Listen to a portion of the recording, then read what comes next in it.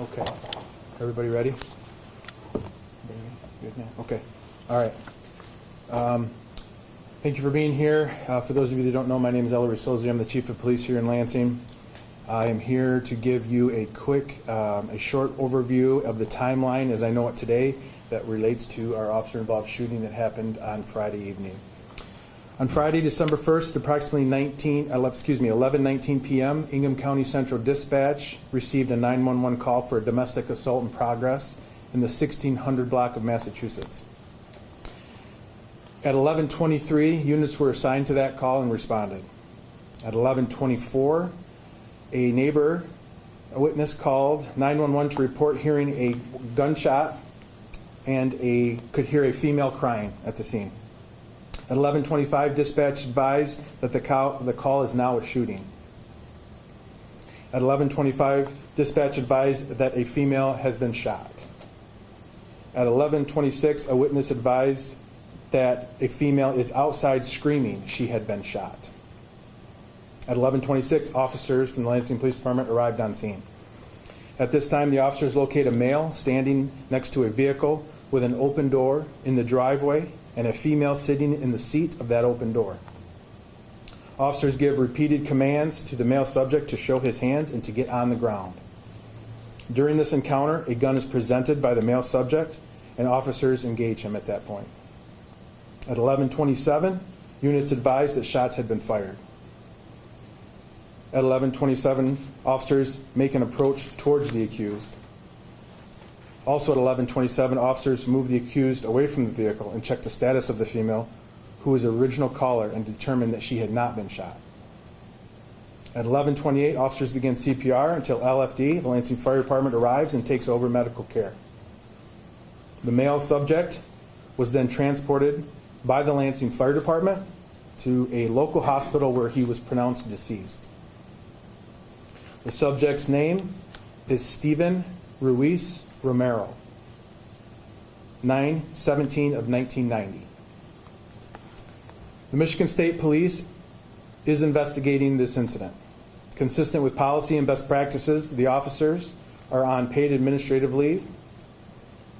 As the investigating agency, the state police is in possession of the firearm possessed by Romero, witness statements, and any other evidence involved in this case from here on out.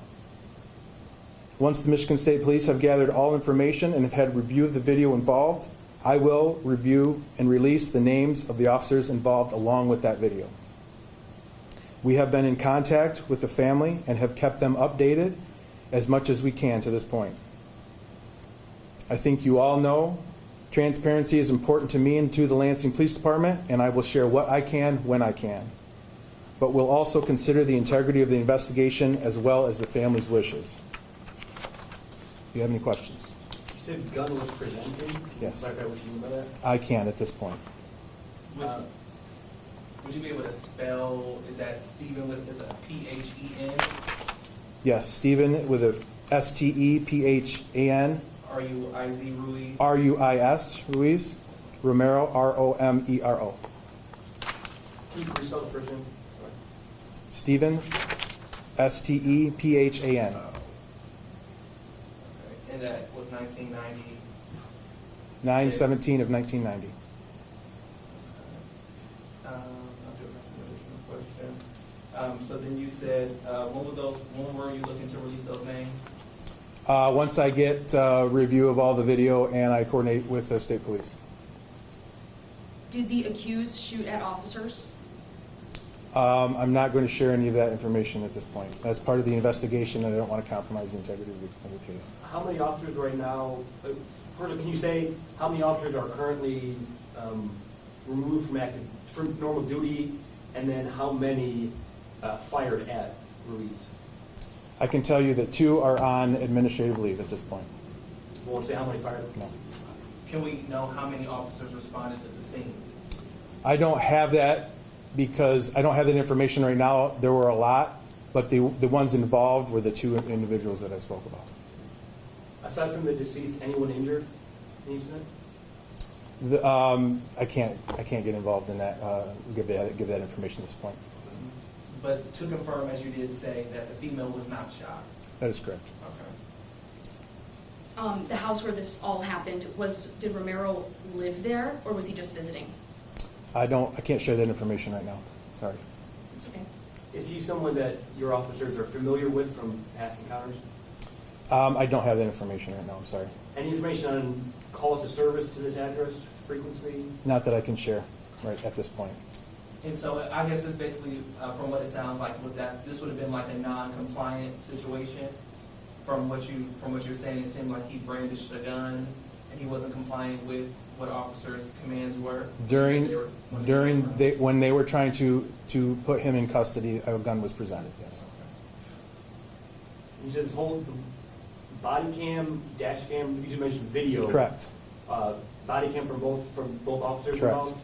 Any dash cam video that you're aware of? That's part of the investigation that I haven't been able to review all of that video, and I don't know where the police vehicles were located. To your knowledge, at this point, was any obstruction in either body cam videos of the incident? Not that I'm aware of. So then I guess there was, it sounds like they were trying to apprehend him and they were close to him when they found that gun, or from a distance they saw this gun? A lot of that, well, I'll be able to explain when the video is released. So, police engaged with him while he was by the car. Does that mean that he was shot outside by the car, or did he move somewhere The else? incident did happen outside. Okay.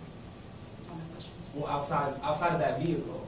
Yes. Okay. Any ETA on the state police investigation and when you might be able to provide an additional update? I'm hopeful that by the end of the week, I'll have more to share along with the names of the officers.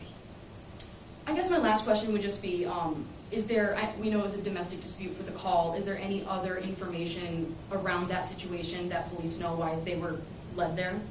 I really can't get into that. That investigation, what happened prior to the incident, is also being investigated by the state police, which is typically what happens in these incidents. To your knowledge, the two officers, have they previously been involved in any officer-involved shootings at Lansing Police Department? I don't have that information right now. And when you release their names, will you release personnel files, any disciplinary history, that information? I'll release their names and what we usually release to the media in our previous incidents. Okay, so then my final question is just for clarity once again. There was some distance between the deceased and the officers at that time the shooting occurred.